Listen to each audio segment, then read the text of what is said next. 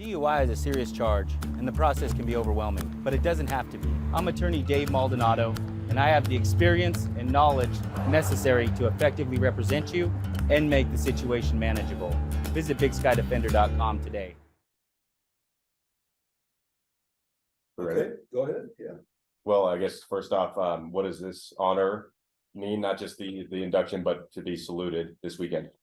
Oh, I mean, it's a heck of a deal. Montana State's always been a great place for me. When I end up coming out here and playing back in the early 70s, it was really the best decision I ever made, for my career and stuff, to come out here and play with this place. And we had a great coaching staff. When I was here, I mean, it took the second seat behind nobody. I mean, it was a heck of a staff. The players obviously are great, had some great teammates over the years out here and stuff, and just really enjoyed the whole atmosphere. And then to get this honor to be inducted into the College Football Hall of Fame's obviously awesome, but really I see it as a Montana State getting into the College Football Hall of Fame. I mean, obviously I go hand in hand with them, and I just think it's great for the whole college and everything. And I told the quarterback club that a couple months ago. I said, man, this is all of us, Montana State. It's just not me. Yeah. And how often are you back in Bozeman? How many times? I during the years I haven't been able to get back because it was always coaching. So now that I'm retired and stuff, I was at one of the games earlier. I come up and do a little hunting.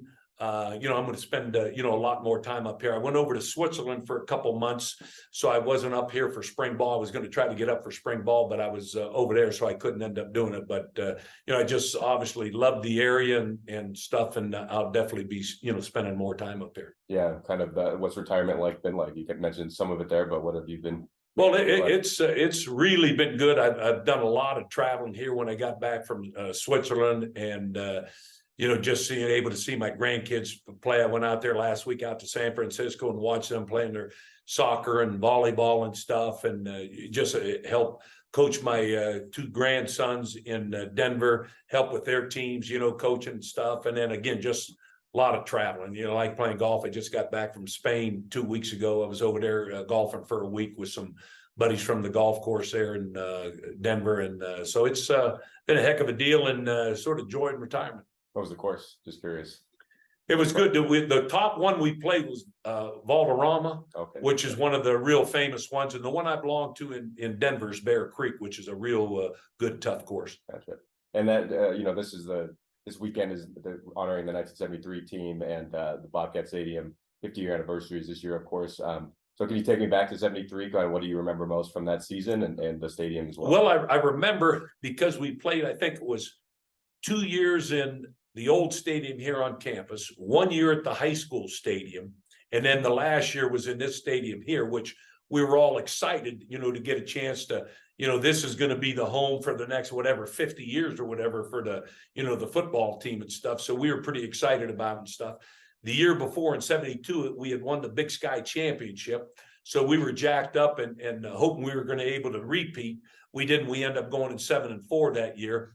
But, still had a really good year and stuff. And obviously Coach Holland did a, tremendous job of, coaching and stuff. But like I said, he had a great coaching staff. I mean, over the years, Dennis Erickson was here, Sonny Lubick was here, Cliff Heisel was here, Don Christensen, had just, and again, a bunch of other ones I can't think offhand, had a tremendous trainer in Charlie Carnap. He just, had such a great support staff and stuff. And I think obviously it's because of, how Montana State does its business. Yeah. And what do you remember about the stadium at the time? How did it kind of compare, contrast to what it is now? It's a lot different than it is now, that's for sure. I mean, this place here is unbelievable, really. But it was obviously a lot better than the high school stadium and the old stadium that we used to end up, playing in before. It was a lot nicer, bigger and all that kind of stuff. And now what they've added to it is just really tremendous. And I think, to a certain extent, it helps end up bringing players in here. But always, having that win-loss record ends up making a big difference on, players making their decision. And over the last, I think it's 7 or 8 years,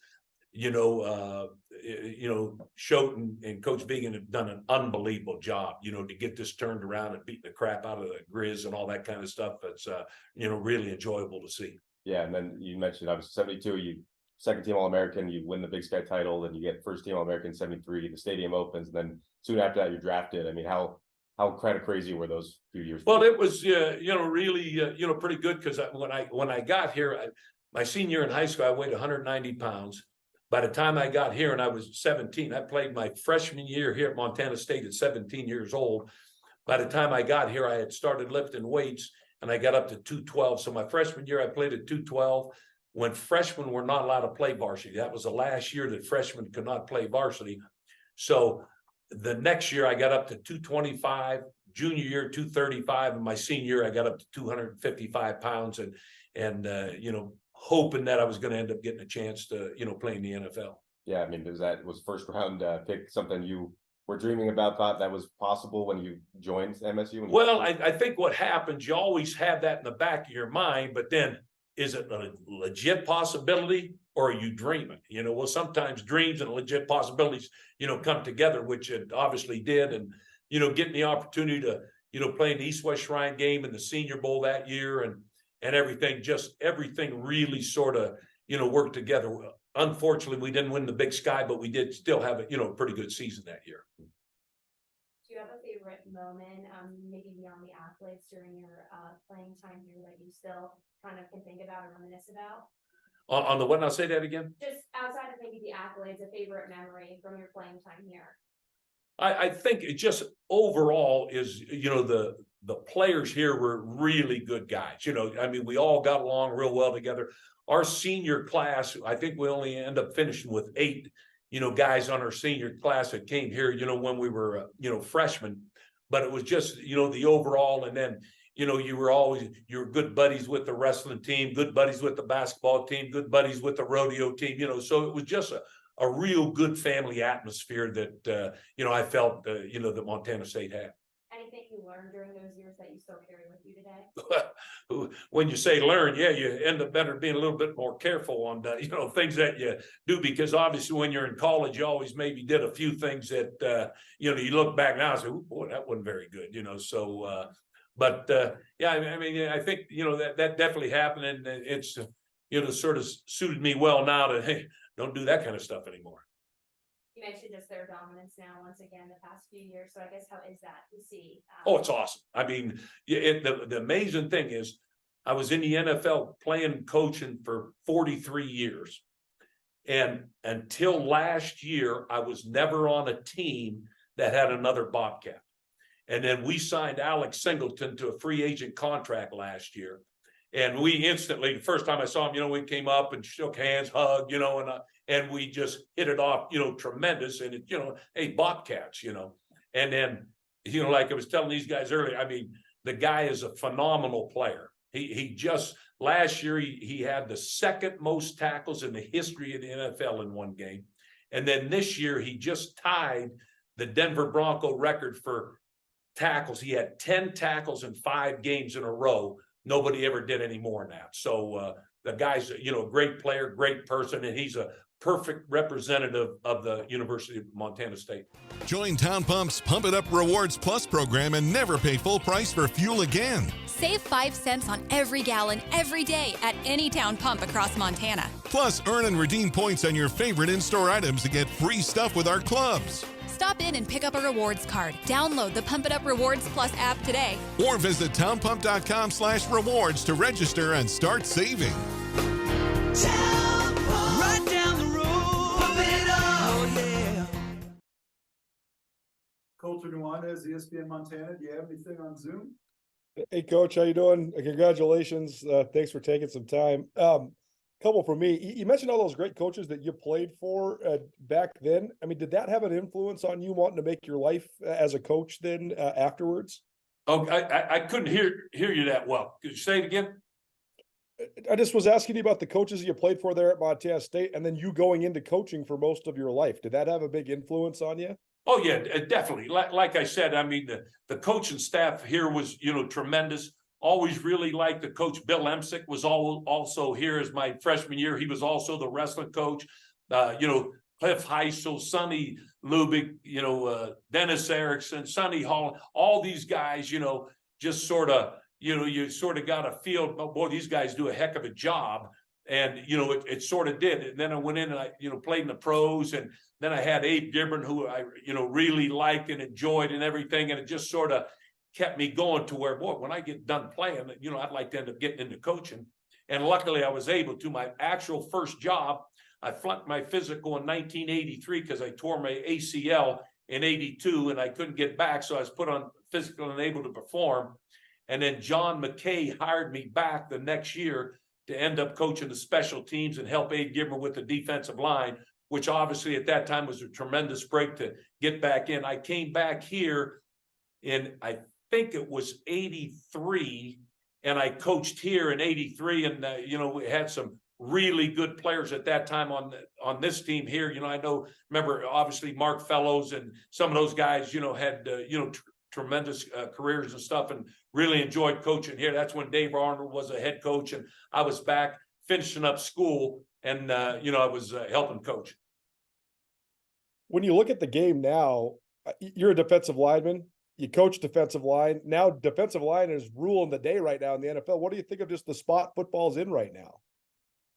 Okay, I think you said that obviously their defensive line is an important factor in professional football, college football, or whatever.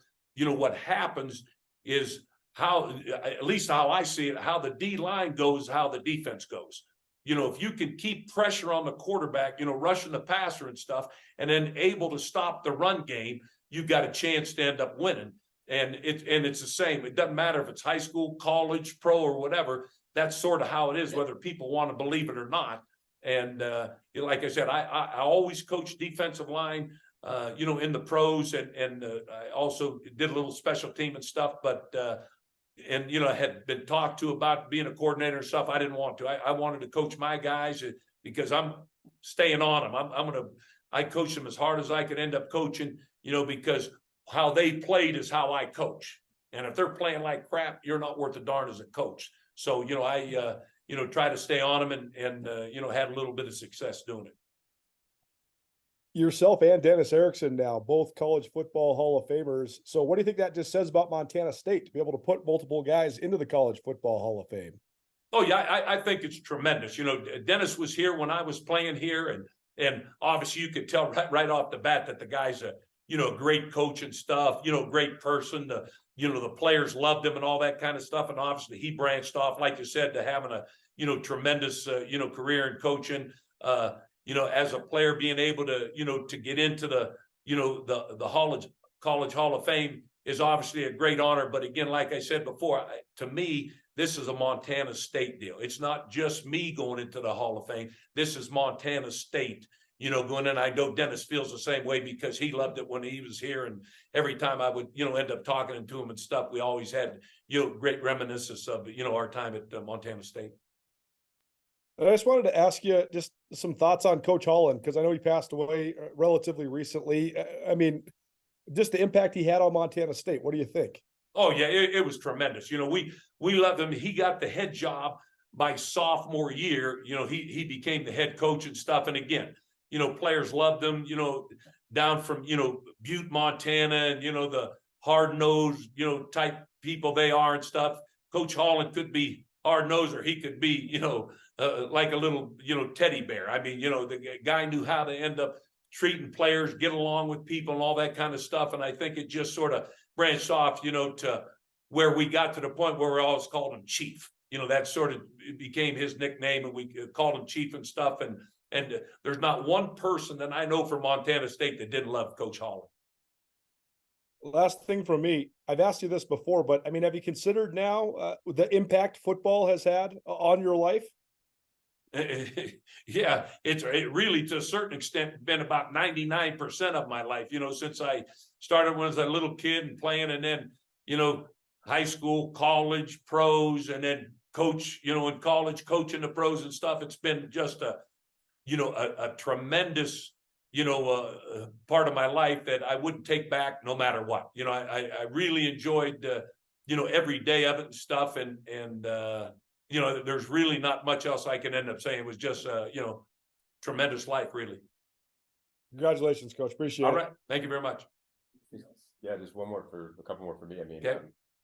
how much do you think those 70s teams, those ones you were on, laid the groundwork for that 1976 championship team? Oh, I think it, definitely end up helping. We, like you said, because we were sort of down a little bit. You know how it started to go up and down and stuff, and I mean, you had guys, Paul Schaefer, Gary Gustafson, Bob Banoff, Max Eric. You had all these guys that played, and I think as it goes, and then especially if you're a Montana kid, you could end up seeing it. You were either Montana or Montana State, right? One way or the other. You're not on the fence.